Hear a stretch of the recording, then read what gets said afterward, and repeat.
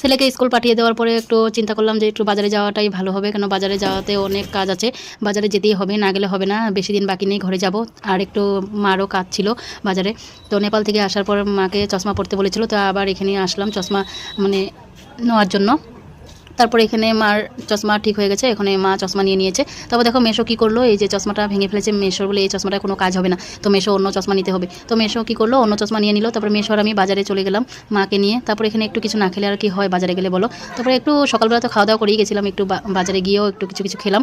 খাওয়া দাওয়ার পরে আবার একটু বাজারে গেলাম সোনার দোকানে। তো সোনার দোকানে আমার একটা কাজ ছিল, তোমাদের সাথে ওই ভিডিওটাও শেয়ার করবো আমি কী বানাচ্ছি, মানে বানাতে দিয়েছি। তো এগুলো আমি শেয়ার করবো পরের ভিডিওতে। তো তারপর কাজ হয়ে যাওয়ার পর কী করলাম, চলে এলাম মা আর আমি বাড়িতে। তো ভিডিওটা যদি ভালো, বাজারে আরও কাজ ছিল কিন্তু করিনি, মানে অন্যদিন করব তোমাদের দাদাভাইকে নিয়ে। তো মা হাঁটাহাঁটি করতে পারে না বেশি, তবে ওখানে তো টমটম নিয়ে যেতে পারবো না। তো কি করলাম, আমরা ঘরে চলে আসলাম। ভিডিওটা ভালো লাগলে লাইক কমেন্ট শেয়ার সাবস্ক্রাইব করে দিবে। আজকের জন্য বাই বাই, টাটা।